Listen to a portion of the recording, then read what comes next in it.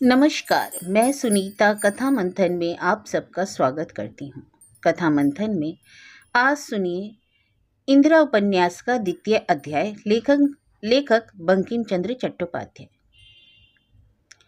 जब मेरी नींद टूटी तब कौवे और चिड़ियां शोर कर रही थी। बांस के पत्तों से छन छन कर थोड़ी थोड़ी धूप नीचे आकर धरती का मणि मोतियों से श्रृंगार भी कर रही थी। उजाले में सबसे पहले मेरी नजर अपने नंगे हाथों पर गई तो देखा मेरे हाथों में कुछ भी ना था। डाकुओं ने मेरे सभी गहने उतारकर मुझे विधवा का वेश दे दिया था। मुझे रुलाई आ गई। मैंने रोते रोते ही एक लता की डाली तोड़ी और उसे दाहिने हाथ की कलाई पर चूड़ी की तरह लपेट लिया। फिर चारों ओर आंखें दौड़ाकर देखा। मैं जहां बैठी थी वहां चारों ओर बहुत से पेड़ों की कटी हुई डालें बिखरी हुई थी। शायद कोई पेड़ जड़ से काटा गया है। सिर्फ डालें ही डालें पड़ी थी। समझ गई कि कोई लकड़ी वाला आया रहा होगा। गांव तक जाने का रास्ता भी तो होगा। दिन के उजाले में चारों ओर देखने के बाद मेरे मन में फिर से बचने की इच्छा जागी। फिर एक बार आशा का उदय हुआ। 19 साल कोई बहुत ज्यादा तो नहीं है। उठकर इधर उधर खोजने के बाद एक बहुत धुंधली सी रेखा जैसी पगडंडी दिखाई पड़ी। वह पगडंडी पकड़कर मैं चल पड़ी। उस पर थोड़ी दूर चलने के बाद वह पथ रेखा और स्पष्ट हो गई। अब विश्वास बढ़ा। मन में भरोसा हुआ कि अवश्य ही गांव तक पहुंच जाऊंगी। अब मन में एक और विपत्ति जागी। गांव जाना तो हो ही नहीं सकता। जो फटा फटा कपड़ा डाकू मुझे दे गए थे उसे किसी तरह मैंने कमर से घुटने तक लपेट लिया था। मेरी छाती पर कोई कपड़ा ना था। ऐसे में मैं किस तरह लोगों को अपना काला मुंह दिखा सकूंगी। अब तो गांव जाना हो ही नहीं सकता। यहीं पर मरना होगा, यही निश्चय किया। लेकिन धरती पर सूर्य की किरणों को फैला हुआ देखकर, चिड़ियों का सुमधुर कोलाहल सुनकर, लता लता पर प्रसन्न मुख, हिलते फूलों को देखकर फिर से जीते रहने की इच्छा प्रबल होने लगी। तब पेड़ों की बहुत सी पत्तियां तोड़कर उन्हें एक में गूंथ कर कमर और गले में गांठ बांध लिया। किसी तरह लज्जा छिपाई। बहुत कुछ पागलों जैसी दिखने लगी। और एक बार फिर वह पगडंडी पकड़कर चली। काफी दूर चलने के बाद गायों की आवाज सुनाई दी। समझ गई कि गांव निकट है, किंतु थकान के कारण आगे नहीं बढ़ सकी। कभी इतनी दूर चलने का अभ्यास भी ना था। फिर रात भर जागी रही हूँ। रात भर का असहाय शारीरिक और मानसिक कष्ट। भूख प्यास के कारण निर्जीव सी मैं रास्ते के किनारे एक पेड़ के नीचे लेट गई और लेटते ही नींद ने आक्रमण कर दिया। नींद में ही एक सपना देखा कि मैं बादलों पर बैठकर इंद्रलोक में ससुराल चली गई हूँ और साक्षात कामदेव ही जैसे मेरे पति हैं। रति देवी मेरी सौत है।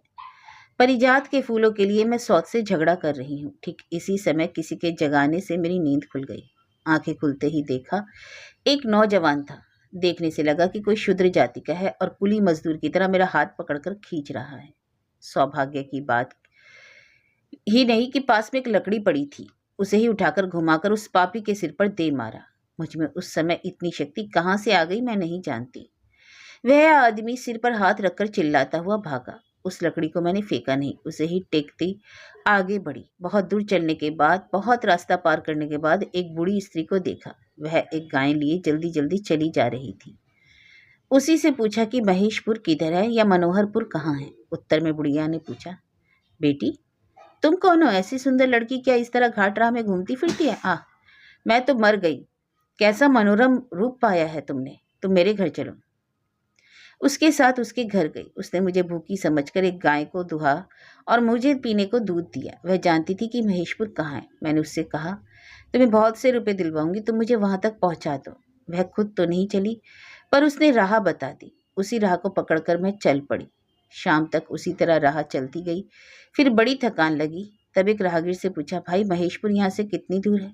मुझे देखकर वह राहगीर हक्का बक्का सा रह गया। बहुत देर तक सोचने के बाद बोला, तुम कहाँ से आ रही हो? मैंने बुढ़िया के गांव का नाम बता दिया। तब राहगीर ने कहा, तुम भूल रही हो।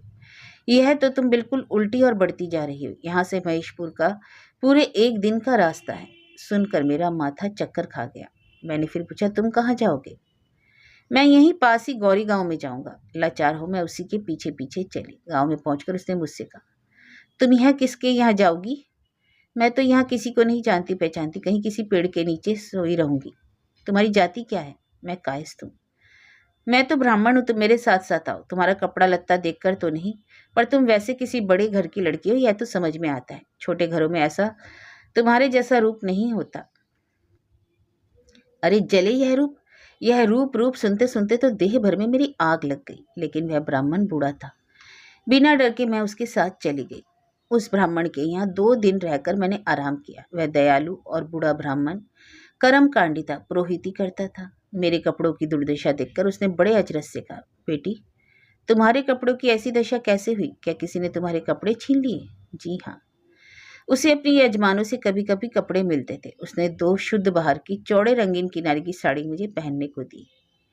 उसके घर में शंख का एक कड़ा भी मिल गया। मैंने उसे भी पहन लिया। यह सब काम मैंने पूरा तो किया, लेकिन बड़े कष्ट से। मेरा शरीर टूटा जा रहा था। ब्राह्मणी ठाकुरानी ने खाने को थोड़ा भात दिया, मैंने खा लिया। एक चटाई दी, उसे बिछाकर सोई। लेकिन मन में इतना हाहाकार था कि नींद नहीं आई। मैं जो जीवित रह गई, यही तकलीफ की बात थी। मर जाती तो ही ठीक होता। रह रहकर मन में यही बात आती थी, इसी से नींद नहीं आई। सवेरा होते होते थोड़ी देर को नींद आई, फिर सपना देखने लगी। देखा कि सामने यमराज की भयंकर काली मूर्ति अपने बड़े बड़े दांत निकालकर हंस रही है। फिर डरकर जाग गई, फिर नींद नहीं आई। फिर उठकर देखा मेरी समस्त देह पीड़ा से टूट रही है। पाँव में भी सूजन आ गई थी। बैठने तक की ताकत ना थी। जब तक देह का दर्द ना गया, मैं ब्राह्मण के यहाँ ही रही। ब्राह्मण और ब्राह्मणी ने मुझे बड़े आराम से रखा, लेकिन महेशपुर जाने का कोई उपाय ना दिखा। कोई स्त्री भी तो रास्ता न जानती थी, ना किसी ने साथ जाना ही स्वीकार किया। पुरुष तो साथ जाने को कई तैयार हुए, पर अकेले उनके साथ जाने में डर लगा। ब्राह्मण ने भी मना किया, कहा, इन सबों का चरित्र ठीक नहीं, उनके साथ मत जाना। कोई भरोसा नहीं कि उनके मन में कब क्या हो। मैं स्वयं कुलीन ब्राह्मण हूँ और तुम जैसी सुंदरी कन्या को उन लोगों के साथ जाने को नहीं कह सकता। इसलिए मैं उनके साथ नहीं गई। एक दिन सुना कि इसी गांव के कृष्णदास बसु नाम के एक भले आदमी अपने परिवार के साथ कलकत्ता जाएंगे। सुनकर मुझे लगा कि यही ठीक अवसर है। कलकत्ता से मेरा मायका और ससुराल दोनों ही दूर हैं, लेकिन मेरे एक जाति के चाचा वहां काम करते थे और रहते थे। मैंने मन ही मन सोचा कि कलकत्ता पहुंचकर जरूर ही मैं अपने चाचा का पता लगा सकूंगी। तब वे मुझे मेरे मायके भेजने की तो अवश्य ही व्यवस्था कर देंगे, नहीं तो कम से कम मेरे पिता को ही खबर कर देंगे। मैंने यह बात ब्राह्मण से कही। ब्राह्मण बोला, यह तो ठीक सोचा। बाबू कृष्णदास मेरे यजमान हैं और तुम्हें साथ ले जाने को उनसे कह दूंगा। वे वृद्ध और सज्जन भले मानुस हैं। फिर ब्राह्मण मुझे कृष्णदास के पास ले गया। ब्राह्मण ने कहा, एक अच्छे कुल की है कन्या, दुर्भाग्य से रास्ता भटककर इसी और आ पहुंची है। यदि आप इसे अपने साथ ले जाएं तो यह अनाथ लड़की अपने पिता के घर पहुंच सकती है। बाबू कृष्णदास राजी हो गए। मैं उनके घर के भीतर गई।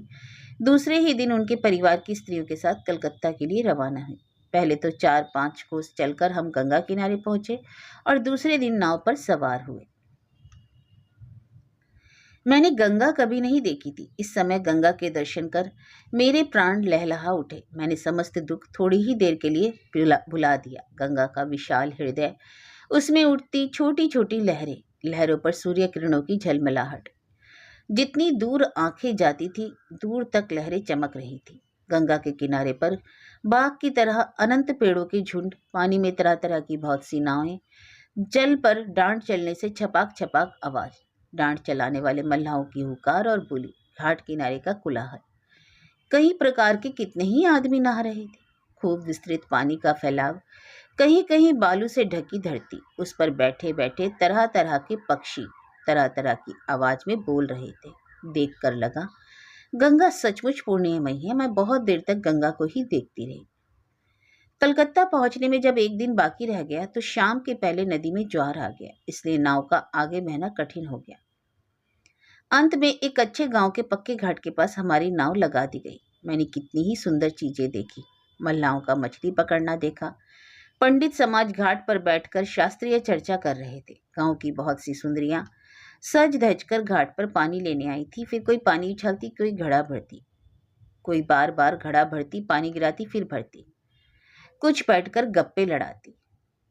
उसी दिन उसी स्थान पर 2 लड़कियों को भी देखा था। उन्हें तो कभी भूल ही नहीं सकती। उनकी उम्र यही 7-8 वर्ष की होगी। देखने में अच्छी थी, पर बहुत सुंदर नहीं, लेकिन सजी वजी खूब थी। कानों में कर्णफूल थे और हाथों तथा गले में एक एक गहना था। बेड़ियों में फूल गुथे थे। शेफाली के फूल के रंग के कपड़ों में काली किनारी थी, वही पहनी थी। पैरों में खूब मैल जमी और कमर पर छोटी छोटी कलसियां। घाट के किनारे उतरते समय ज्वार के जल का गीत गाती हुई उतरी। वह गाना मैंने सुना और अच्छे से याद कर लिया। लड़कियों को देखकर जी जुड़ा जाता था। मैं बड़े ध्यान से उनका गीत भी सुन रही थी। मुझे खूब तन्मय देखकर बसु महाशय की पत्नी ने मुझसे पूछा, बड़े ध्यान से सुन रही हो? गीत तो बेकार है। मैं बोली, हानि भी क्या है? 16 साल की लड़की के मुंह से यह चाहे अच्छा ना लगे, पर इन छोटी छोटी लड़कियों के मुंह से तो बहुत सुहावना लग रहा है। कभी उम्र वाले आदमी के हाथ की चीज वैसे अच्छी नहीं लगती जितनी कि बच्चे के हाथ से मीठी लगती है।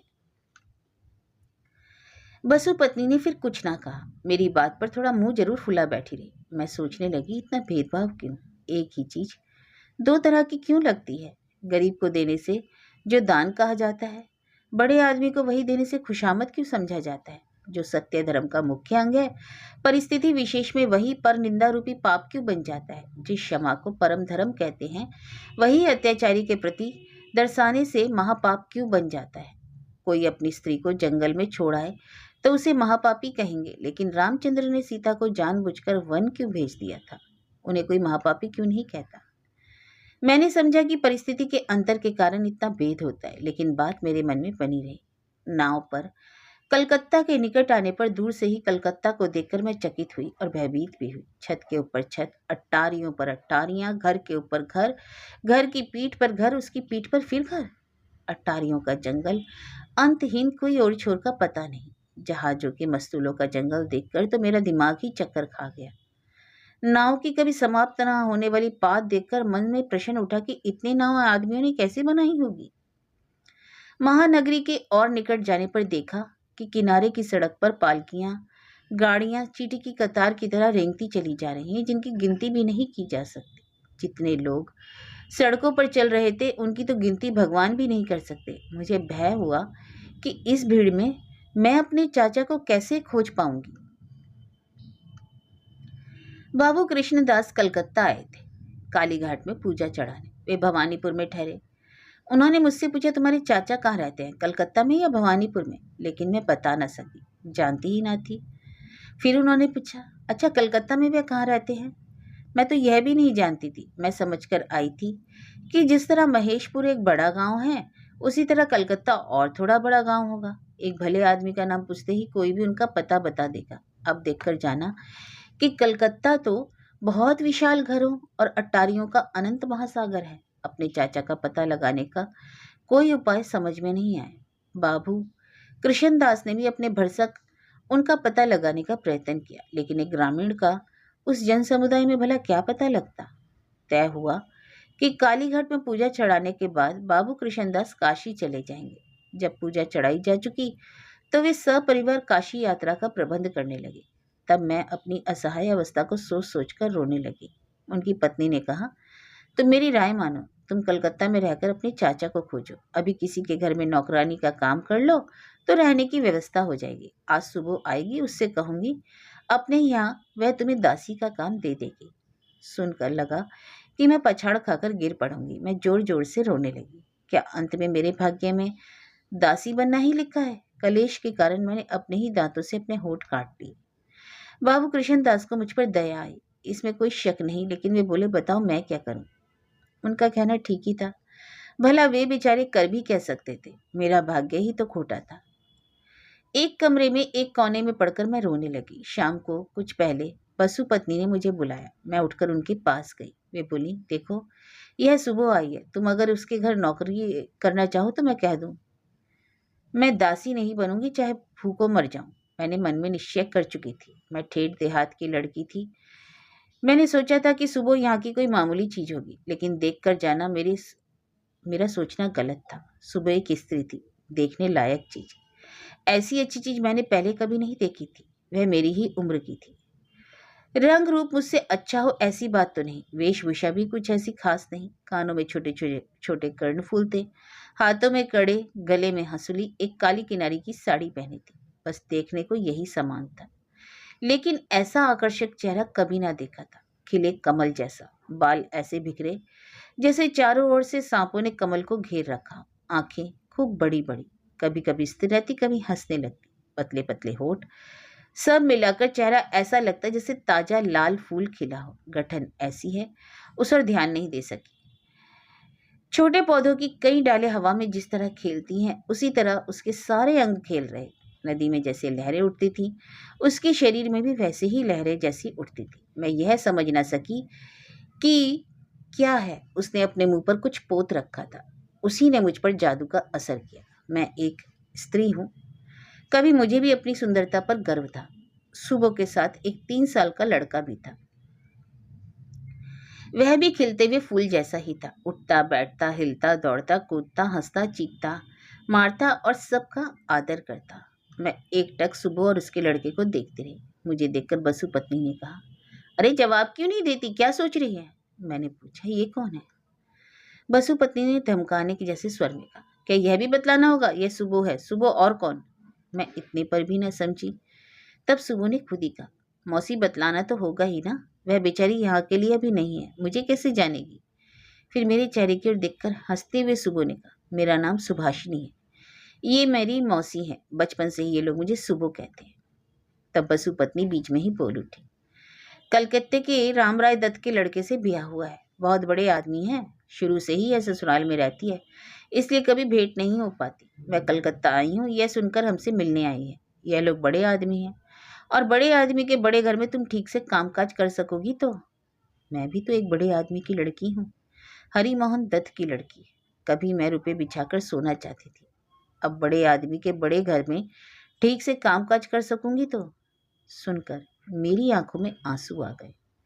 फिर जाने क्या सोचकर मुंह पर हंसी भी आई, लेकिन उसे किसी ने नहीं देखा, सिर्फ सुभाषिनी ने ही देखा।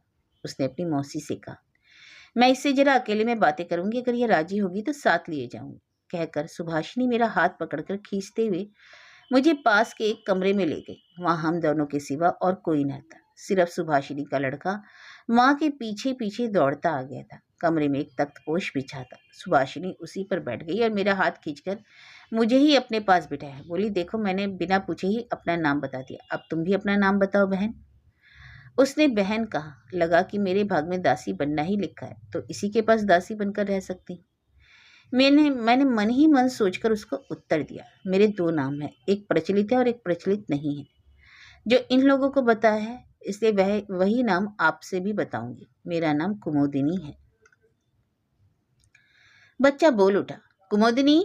सुभाषिनी बोली, ठीक है, यही नाम सही। क्या कायस्थ हो? हाँ, हम कायस्थ हैं। सुभाषिनी, ठीक है, किसकी लड़की हो, किसकी पत्नी हो, घर कहाँ है, ससुराल कहाँ है, यह सब अभी नहीं पूछूंगी। अभी मैं जो कहती हूँ तुम वही सुनो। तुम भी बड़े घर की ही बेटी हो, इतना तो मैं समझ गई। तुम्हारे गले व हाथ में गहने के सबूत में काली रेखाएं अभी भी मौजूद हैं। मैं तुम्हें दासी बनने को नहीं कहूंगी। तुम थोड़ा बहुत खाना बनाना जानती हो या नहीं? हाँ, जानती हूँ। अच्छा खाना बनाने के लिए मैं अपने मायके में खूब प्रसिद्ध थी। अपने घर में तो हम सभी रसोई बनाते हैं, तो भी कलकत्ता के रिवाज के मुताबिक रसोई बनाने वाली महाराजिन भी है। वह अब अपने घर जाएगी। अभी माँ से कहकर तुम्हें उसकी जगह रखवा दूंगी। तुम्हें रसोईदारिन की तरह रसोई बनानी पड़ेगी। हम सभी बना लेंगे, तुम्हें भी साथ देना होगा। क्यों, राजी हो तो? आपके पास मैं दासी कार्य करने को भी तैयार हूँ। ऐसा क्यों कहती हो बहन? यह सब कहना होगा तो माँ से कहना। उसी माँ को लेकर तो सब गड़बड़ी है। वे कुछ चिड़चिड़े स्वभाव की हैं, बस उन्हें ही वश में कर लेना होगा। यह तो तुम कर सकोगी, मैं समझ गई। मुझे भी आदमी की पहचान है। क्यों, राजी हो ना? राजी तो होना ही पड़ेगा, और करूंगी भी क्या, मेरे लिए तो और कोई दूसरा रास्ता भी नहीं बचा। कहते कहते मैं रो पड़ी।